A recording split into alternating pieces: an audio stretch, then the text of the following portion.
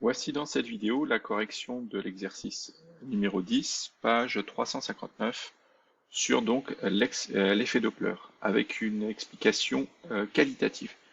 Euh, Quand on explique qualitativement quelque chose, c'est-à-dire qu'on va expliquer si ça augmente, ça diminue, c'est-à-dire sans faire le calcul. C'est juste une explication, je dirais, textuelle. Donc, le spectre de la lumière d'une étoile montre une raie de longueur d'onde égale à 669,4 nanomètres. Donc, on a un graphique qui nous donne donc l'intensité lumineuse en fonction de la longueur d'onde émise. Ça veut dire que ici, on aura la couleur, parce que la longueur d'onde pour une lumière correspond à sa couleur entre 400 et 800 nanomètres, parce que ça correspond aux longueurs d'onde des ondes électromagnétiques visibles.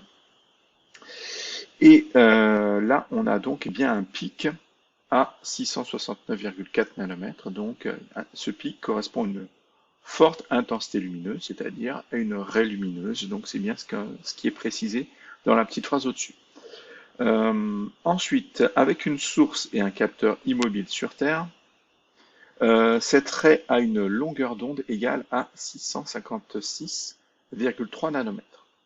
Interprétez ce phénomène. Donc là, on n'a qu'une seule question.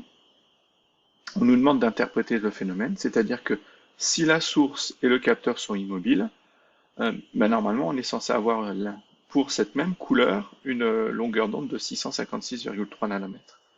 Et finalement, quand on reçoit cette même lumière colorée issue d'une étoile, de cette étoile, d'une étoile particulière, la longueur d'onde est de 669,4 nanomètres. Donc il y a une longueur d'onde qui est différente, suivant si la source est immobile ou en mouvement. Donc comment expliquer ça? Assez simple, on va voir le cours, on va relire ce qu'est l'effet Doppler et on aura l'explication. Donc qu'est-ce que l'effet Doppler?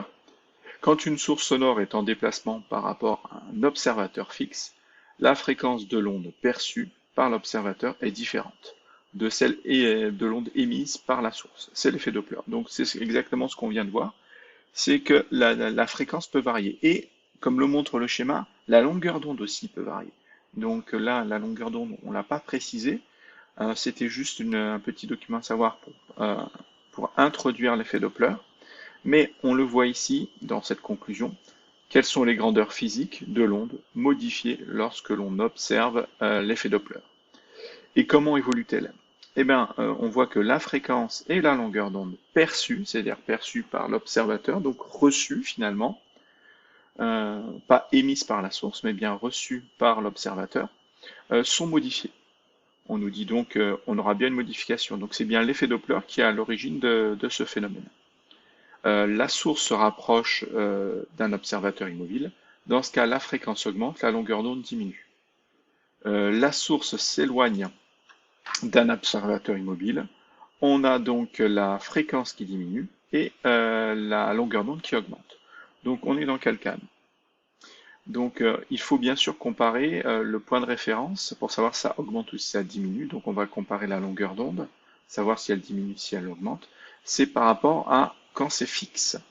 Donc quand la source et l'observateur sont fixes. Donc on va revenir sur,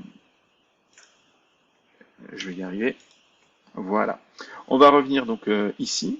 Donc quand c'est fixe, on nous dit ici, quand tout est immobile, on a une longueur d'onde de 656,3. Et ici, on nous dit que la lumière venant de l'étoile, c'est 669,4. Donc il y a une augmentation de la longueur d'onde. Donc ça veut dire déjà que l'étoile s'éloigne, est en mouvement, pardon, est en mouvement. Si elle avait été fixe par rapport à la Terre, on aurait eu la même longueur d'onde. Donc on n'aurait pas observé l'effet Doppler. Donc, et ensuite, vu que la longueur d'onde augmente, hop, vu que la longueur d'onde augmente, on est dans ce cas-là, ça veut dire que la source s'éloigne de l'observateur immobile. Donc ça veut dire que l'étoile s'éloigne. Donc on va noter que on a donc la longueur d'onde R c'est du récepteur, c'est-à-dire quand tout est là ici c'est quand on a un récepteur sur la Terre par rapport à la lumière de l'étoile qui a été émise. Là, c'est la longueur d'onde émise. Pourquoi? Parce que quand tout est fixe, finalement, elle vaut 656,3. Donc on suppose que la longueur d'onde émise par l'étoile est de 656,3. Mais nous, on la reçoit à 669,4 nanomètres. Oula, il y a un problème ici, il manque un petit n pour nanomètre. J'ai cliqué, on va revenir en arrière, voilà. Donc là, il manque le petit n de nanomètre.